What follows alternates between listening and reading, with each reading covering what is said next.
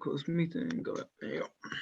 So just to sort of, I've kind of broken this up into different sort of chunks from sort of growing up, you like trying to find information growing up, and then your sort of rugby career, and then what sort of made you leave rugby, and then your sort of journey into finance. Yeah, cool. So just to start off with some like initial questions. So you're Harry Robinson. Exactly. Yeah, that's me. Robinson.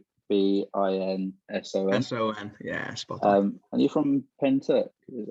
No. So I grew up in Rada. I went to Rada Primary School, Rada Comprehensive, but the team I sort of started playing for when I was about 9 or 10 was it was Penturk, my local team. Okay. So growing up in Rada was actually my news patch, which is how I sort of came across your name. I sort of write news stories about Rada, and I heard of your name. So I was like, oh, that's interesting. Yeah. So when did you initially sort of get into rugby? Was it while you were at school, or? Yeah. So initially, I started growing up playing football. My brother was playing for Hopkinstown. My dad works out there. Brother started playing for Hopkinstown football, and I sort of followed in his footsteps. Yeah. So it wasn't until about year 5 or 6 in primary school that I actually got into rugby, and it was my mate, very close friend through primary school, and still is. He started playing for Penturk rugby, and he sort of dragged me along to that. So yeah, I think once I started playing, I was hooked. Yeah. And right, so what position did you initially start playing? Were you? I was quite fast, so they just stuck me on the wing initially, and then sort of growing up through the sort of different ages, etc. Kind of moved to centre and then outside half. So growing up when I was playing for Penturk, played centre, played 13, played 10. But when I was playing for Cardiff Schools in year 6 and Cardiff and the Vale thereafter, I was always on the wing. Yeah, so I had a bit of pace about me. So yeah, that's where I was put. Great. And so how old were you when you initially started playing for Penturk? Was that year 5 and year 6? Yeah, so I was about 10 or 11, and so I started playing with Penturk, and then the same season, obviously it's the first year of sort of district rugby. So Cardiff Schools under 11 was going to be my first kind of sort of regional team I joined, and Rada Primary didn't actually put me in for the trials. Don't know why. And the team was selected, and my mother found out that Cardiff Schools had trials and I hadn't actually gone along, so she contacted the coach there and was like, look, can he just come along to one training session? You didn't get put in for the trials, which is unfortunate, really annoying, etc. And he said, okay, yeah, bring him along, we'll see how he is, etc. So yeah, so if it wasn't for my mother actually sort of crowbarring me into the trials, I might not have got where I got to. But yeah, she was the one that actually said, no, you're taking him. He's going to have a go at the trials, So yeah, it's actually quite a funny story how I got into the sort of regional setup. But so I started playing when I was 10, 11, and I didn't really look back then. I binned football and just concentrated on rugby. What was it particularly about rugby that sort of drew you to it so much? Probably the physicality. I always enjoyed playing bulldogs and that in school, and finding out you could actually hit people and as a sport was pretty enjoyable. But I don't know. I took to rugby like a duck to water. Like I said, I was a little bit nippy. I didn't mind the rough side of it, and yeah, I just really enjoyed it.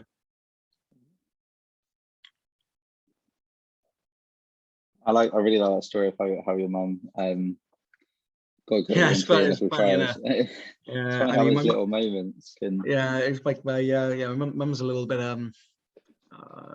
not outspoken. She's a little bit ruthless when it comes to things like that. So yeah, if it wasn't for her and her attitude and her determination of, no, he's coming to the training, he's going to have one sash for you, and then you can decide what to do. And yeah, I think I scored about 4 or 5 tries in that training session. And yeah, they were like, okay, yeah, he can stay. So yeah, it's quite funny. And what sort of happened after the sort of Cardiff and Vale district schools team? How did it sort of progress from there? Yeah, so I mean, Cardiff schools under 11s is the first one, and then for about the next four or 5 years, you go into Cardiff and the Vale. Cardiff and the Vale district. So I was in that every year. And then when you get to under 16s, then it gets into the regional side. So Cardiff Blues under 16s, Cardiff Blues under 18s, and then obviously if you're good enough, you go then into the senior team. So yeah, played Blues under 16s. That's when your international honours come into it as well. So Blues under 16s, and then between the Blues, Ospreys, Dragons, and Scarlets, obviously they pick then the players to play for Wales, etc. So yeah, I managed to get into the Wales under 16s, and then same again with the under 18s. So it goes then into Blues under 18s, where Blues North, which is the Valley side of it, and Blues South, which is Cardiff and Vale, they get merged together. So yeah, got into Blues under 18s and then Wales under 18s. And then yeah, from that point then they kind of like handpick a number of players to go into the academy.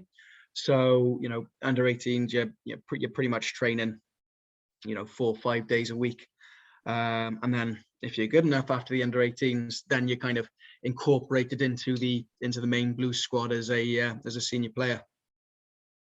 Okay. And so when did you initially make your sort of debut then into the sort of Blues first team then? I think I think I'm the youngest player to do it. I'm like just turned 17 or something. And back in the day, you had something called the LV Cup. So a lot of these senior players get a rest, and they bring through some of the younger boys. I remember having a phone call off Di Young, and he was like, "Oh, look, I want you to come train with the with the older boys, and you're going to be playing next weekend." And I was still in sixth form at that stage, so yeah, I remember just absolutely bricking it when I had the phone call. I was like, "Oh, bloody hell," because obviously it's a big step up from playing with boys your age to actually potentially playing with senior Welsh internationals and all sorts. So yeah, I think I was 17 and 100 odd days or something. So yeah, still a record I hold to this day. I think one of my mates was about 20 or 30 days after me, so he's a little bit still a little bit begrudged on it. So yeah. Oh wow. And how was it? And then how did you sort of initially progress into the Wales side? Is it how did that all come about? So I remember I was on the fringes of the Blues team, and coach at the time, he was like, "Oh, look, I want you to go have a season playing sevens," and I was really against it. I was like, "No, I want to try and get in the Blues starting team, blah blah blah," and he pretty much said, "No. You're going to do the sevens and you're going to absolutely love it." And he was right. So he was about 17, 18 at the time. And the first sort of 3 legs were, Australia on the Gold Coast, Dubai and South Africa. And once I got a taste for it, I was absolutely loving it because, it's all about, pace and open space. And it was exactly what I love.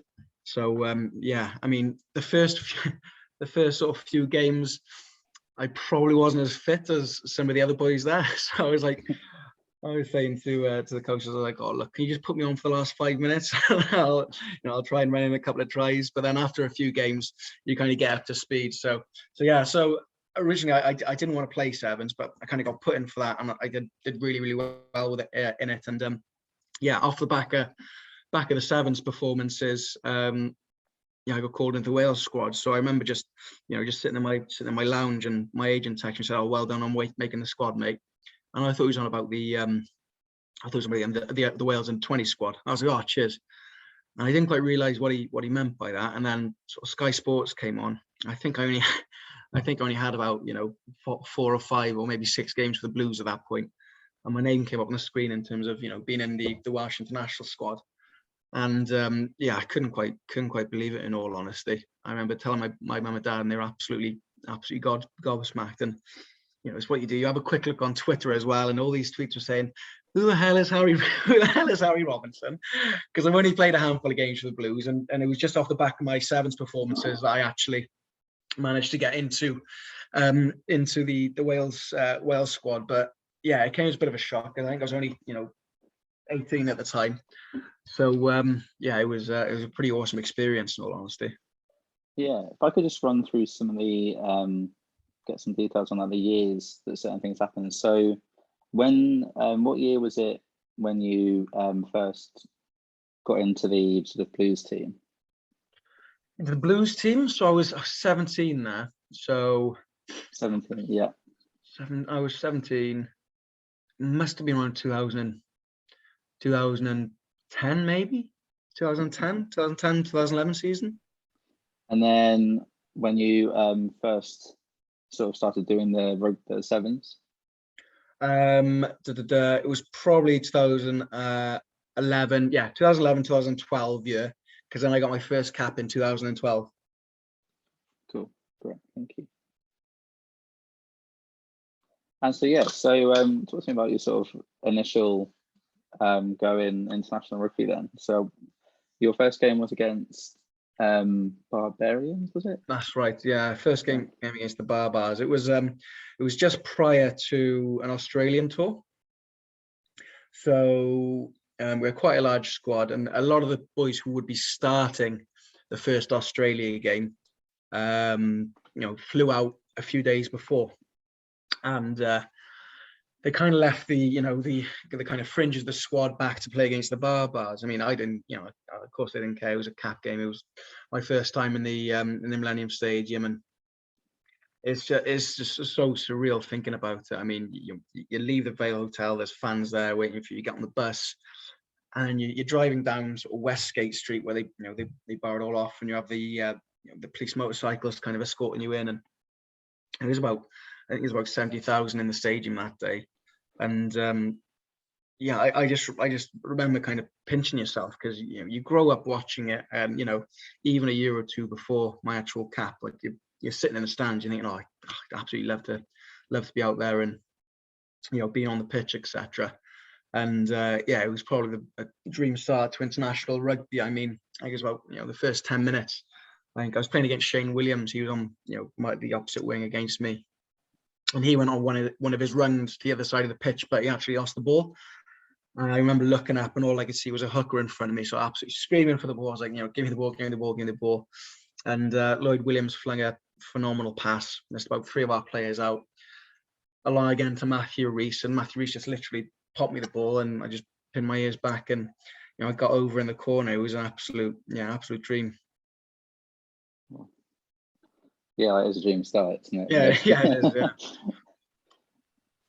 What did you initially sort of feel having made that try? I think I was proud. My parents were in the stand, and all of my mates were there, and it was kind of like all the kind of effort and hard work that you kind of put in from 10 years old. I mean, I was going down the track with my father on Monday nights and Wednesday nights to do some sprints in the rain, and it kind of was like justification that all the kind of hard work it's kind of paid off. I mean, you feel immensely proud. It's like giving back to my parents, because my dad spent a lot of time with me, training me, etc. So yeah, it was just great to kind of give back to those. But yeah, I mean, it's still phenomenal when I look back. And I mean, I was going to say only had 3 caps in the end. But it's kind of like they can never be taken away from you. I mean, you represented your country. It just makes you immensely proud. And so the other 2 games, who were they against? Sorry, they're against Japan. So out in Japan, it was it was a Lions tour at that time. So a lot of the the senior boys were with British and Irish Lions. It gives the opportunity for the younger boys to have a crack and have a go as well. So he went out into Japan. Lucky enough to play both tests.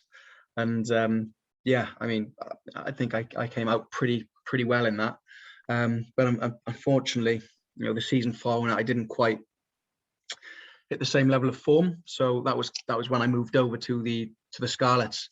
Scarlets offered me a contract, and I really liked the rugby that they were playing, and it proved it. I mean, I think the first season at the Scarlets, just for my injury, I think I was top try scorer, played pretty much every game possible, and I was absolutely loving my rugby. But yeah, towards the end of the season, I ended up with a neck injury, which is a bit of a,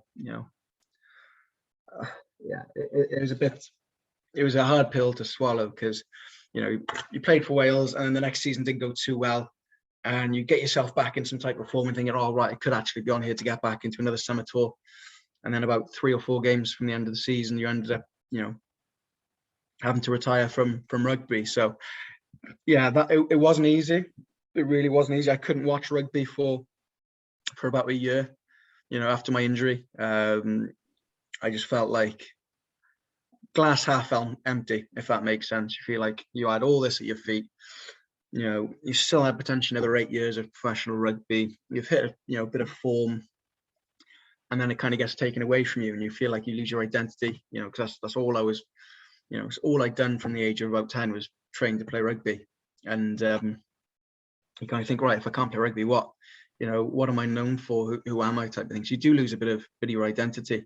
When I retired, I lost my way a little bit, but when I look back now, and I think how lucky I was not to be more seriously injured. Yes, I have a lot of issues now in terms of my balance is completely gone. My legs sometimes give way when I'm walking down the stairs, but in the grand scheme of things, where I could have been is so much worse. Yeah, and obviously, if this is too much, then feel free not to answer anything. But how did the initial injury sort of come about? Was there sort of one thing that happened, or? Yeah, so I was playing against Edinburgh, and sort of a guy broke the line. I kind of making a cover tackle, and I hit him, and he sort of bounced me off a little bit, and I ended up, sort of falling backwards, and my elbow got caught in the ground, and that hard impact forced my shoulder up into my neck, and 2 of my discs ended up slipping and going into the spinal cord, unfortunately. So my whole body went numb. I couldn't stand up. And yeah, it was a pretty big shock, in all honesty. But I mean, if you dislocate your shoulder, you've dislocated your shoulder. If you do your ACL, your knee's shattered. But with what I suffered, I don't know if it was a stinger. I don't know if I was just a little bit concussed or whatnot. So you kind of just brush it off, and you try to finish the game. So I ended up playing the game with two discs lodged in my spinal cord, which was which is pretty scary. But I went for a scan not long after, and told him my symptoms, said what's going on, scanned me, and then he called me back later that day. He said, "You're gonna have to come in. I need to speak to you." And I was hoping he's gonna say, "Oh, look, you're fine. It's just a a nerve issue, no issues at all." But he came and sat me down and said, "Look, you're lucky to be walking right now." Showed me the scans, and you can actually see the 2 discs lodged in the spinal cord. So from that point, I kind of knew it was the end of sports. So I went up to London, took the discs out, fused the vertebrae, and the surgeon up there said, "Look, you've got some serious damage to your spinal cord. It might get better, it might not get better." So I tried to come back and rehab it, and try to do pre-season, see if I could get my pace back, my balance, and all sorts. But no, there was absolutely no chance. I mean, I couldn't do half the things that I could do before my injury, unfortunately. So I had to call it a day. And what year was it that happened? What season was it? Was it 2013? That was the 14-15 season.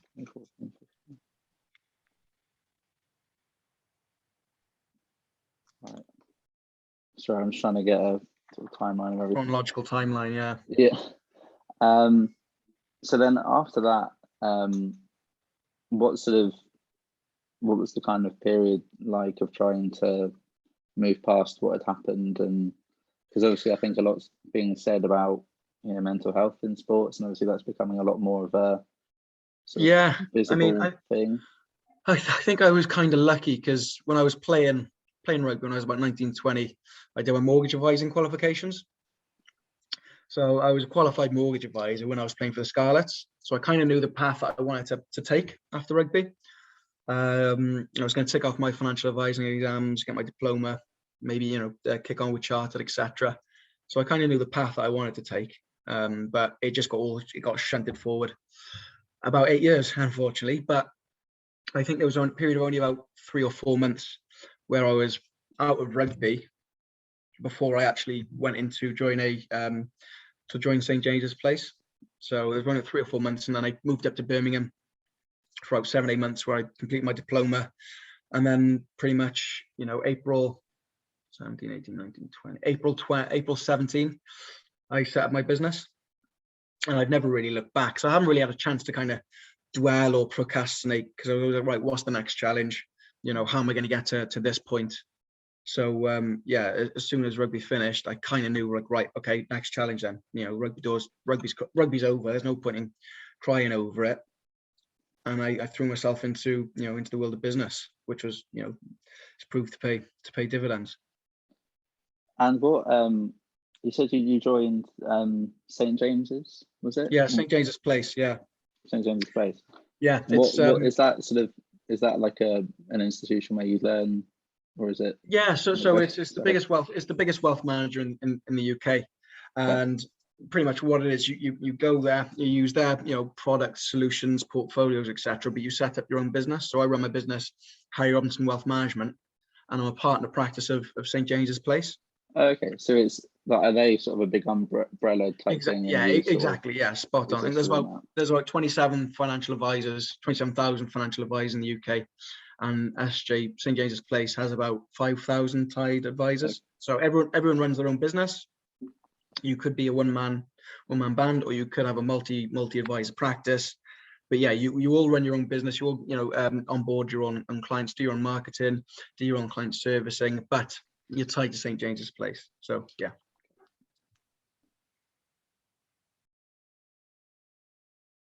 So what was it like having doing the mortgage advising exams while you were playing rugby? Well, I never actually used it. I mean, I just had the qualifications. So technically I could have given mortgage advice, but I was just thinking, right, that's one step on the kind of journey that I wanted to take. So I was just getting these qualifications under my belt to make the transition from rugby to my second career, because it was inevitable. You're never going to make enough money playing rugby to kind of see you through the rest of your life. So I was always thinking about, right, what is the next chapter after rugby? So yeah, so I knew I had it in my back pocket. I really enjoyed learning about it, and yeah, it made my sort of transition a lot easier, because I knew the path that I wanted to take. Yeah. And initially, sort of starting a business must be really tough. How did you find that sort of climb? Yeah, so it is. So if you're moving from one completely different sort of industry to another, and like when I was playing rugby, probably all I had to do was send an email to my accountant a couple times a year, so he could sort out my tax return. And then go into running a financial advising company, it was a pretty steep learning curve. But I surrounded myself with the right type of people to kind of help me on this journey. And yeah, the first 12-24 months are pretty hard, because you're going from a standing start, to building a practice. But now I'm 5 years in. I have a really good client bank, managing some pretty big numbers in terms of funds under management. And yeah, I mean, a lot of the skills that you learn from rugby are easily transferable into other industries. Hard work, dedication, perseverance. They're all easily transferable, because every day isn't going to be sunshine and rainbows. I mean, if you're left off the team sheet in rugby, that can hit you for 6. But you got to come into training on Monday, get back on the horse, train as hard as you can to try and get back in the squad. It's the same in business.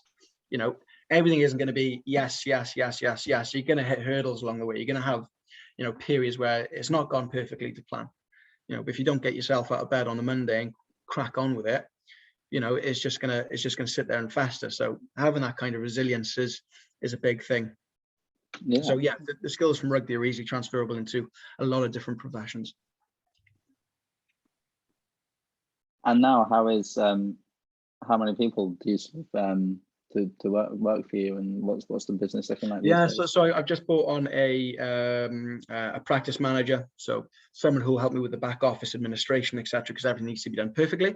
My main role now is to see clients, review them, make sure the plans are on track, make any fund switches that are necessary. So I do everything that's client facing, but then behind me I've got a power planner, a practice manager who makes sure that all the administration side of it is spot on. So yeah, over the next 5 years, I can see the business expanding quite rapidly, which is exciting.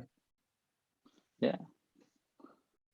And one of the things that I found quite interesting about your story is that I think one thing that makes it really interesting is that sports fans really like hearing about these sorts of stories. I mean, I'm a massive sports fan, and I find it really interesting when people who leave sports then go and do something else and become successful in other things. Do you know what I mean? I feel like that's something that's not often sort of reported on a lot.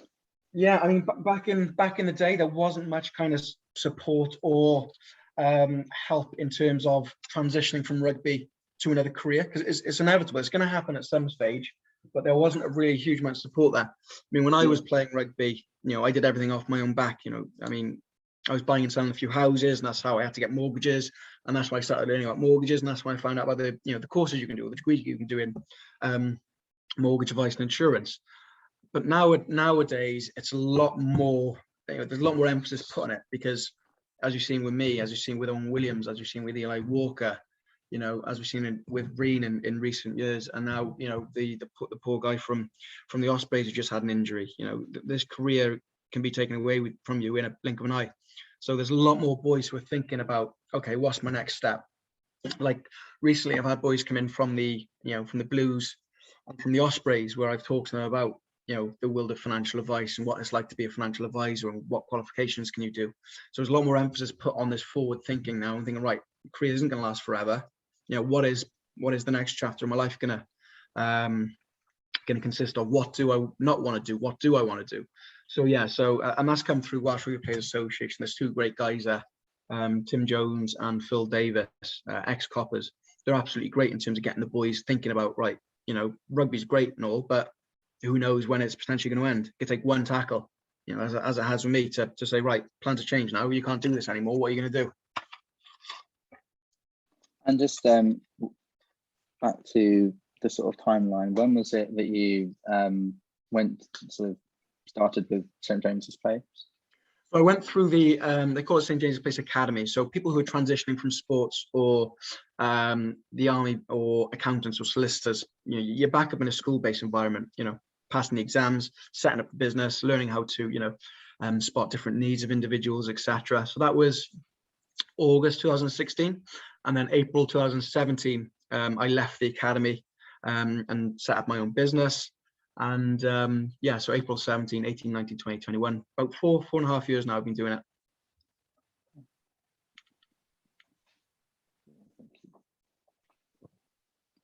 And you mentioned the Welsh, I'm not sure I got the full name, the Player Association? Welsh Rugby Players Association. They're like the, you could call them they're like the body that looks after the Welsh Rugby players, their interests, their career development, any issues they have, with the regions. They're the kind of body that looks after the players. Okay. And you said that you go and speak to various players occasionally. Is there sort of a big, so there's certainly an increase in more people thinking about what to do after rugby then? Yeah, definitely. I mean, like you see all these stories all the time, and you don't know when your tickets going to be punched. But yeah, the WRPA is organised, Welsh Rugby Players Association has organised a couple of days where, 4 or 5 boys from the Blues came in, and they just wanted to know a bit more about St James's Place, the academy, my role, how does it work, and the same with the Ospreys. The Ospreys came in last week and sat down with them and told them how it is, the good parts and the bad parts, because it's not easy, setting up your own business, but it's extremely rewarding. And if you put the time and effort in, you are gonna, be financially rewarded, and your sort of your lifestyle. Because in rugby, you're told when to be here, when your time off is, all that type of stuff. But with running your own business, and if you put the hard working at the start, you have a lot more flexibility and freedom to say, actually, I want a nice long weekend, over in, France or something like that. So it's the lifestyle that I really enjoy. But I think what's great is the rewards you get from helping individuals, because the world of finance is it's a bit of a minefield. Not many people know exactly what to do or how to do it. But once you sit down with someone, you find out what their goals are, when they want to retire, how they want their retirement to look. Do they want to buy a holiday home? Do they want to help their children out with their wedding costs? They want to help them go on the property ladder. And you'll build this strategy for them and say, right, if we do A, B, and C, that means you can retire at 60. You can have this level of lifestyle. You can buy that holiday home. And like putting that plan into place and just watching it come to fruition over the years, because what we do it's not a transactional piece of business. This is a journey that the clients come on board with you, from the very start to the very end. So we're reviewing the plans at least, once, twice, 3 times a year, making any changes if necessary, so they can kind of be rest assured that everything is in hand.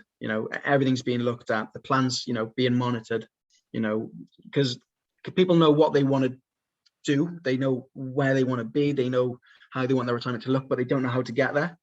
So by giving these clients the kind of tools and the information, setting up the plan and the strategy, and watching it kind of slowly come to fruition, is extremely rewarding. Yeah. And now you're sort of a few years out of the game. Do you get to go and see the Blues much, or? Yeah, I mean, like I said, the first year I couldn't watch it. I mean, I just felt almost robbed. Because like I said, that's all you've known, that's all you've ever done. But now it's absolutely fine. I mean, the biggest thing that I kind of missed was the social side with the boys. I mean, you have all these team socials and bonding, and you're literally going into work and you're training with 25 of your closest mates, and you're having a laugh. To then being on the outside of it kind of stung a little bit.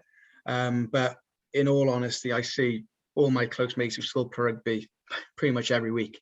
So you still have that, that friendship, the camaraderie, etc. But yeah, now is absolutely fine. I mean, I look back and I think actually I'm really lucky with how I wasn't more seriously injured.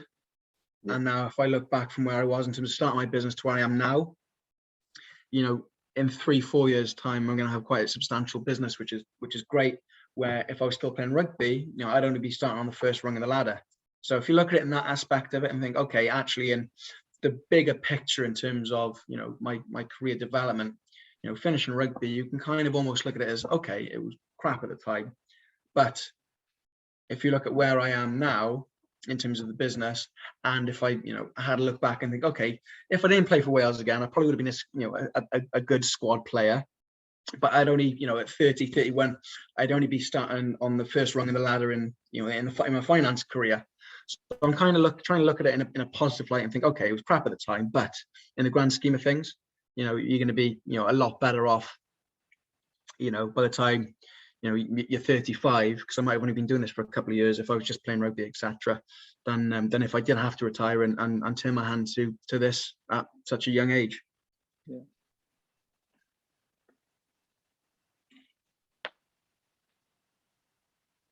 Well, thanks very much for speaking to me. Do you have any sort of pictures from when you were playing, or from that you could possibly send over? I think so. I mean, if we just go over a look at Harry.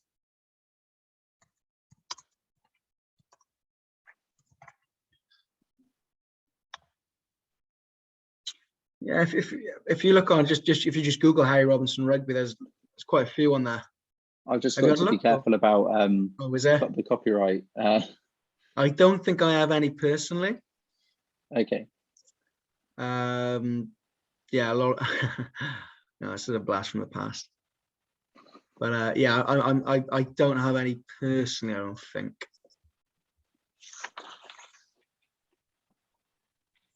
That's okay. I can have a look for some free from copyright ones. I'm sure. Okay, cool. If you got any more questions, just feel free to email me and we'll pick up the phone or something. But yeah, if you want to go back and hone in on any particular thing, just give me a call.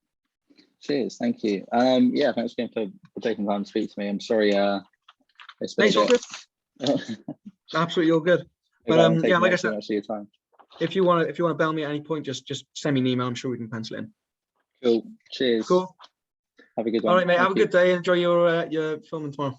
Cheers. Thank you. All Have a right. good See you, mate. Bye. Bye.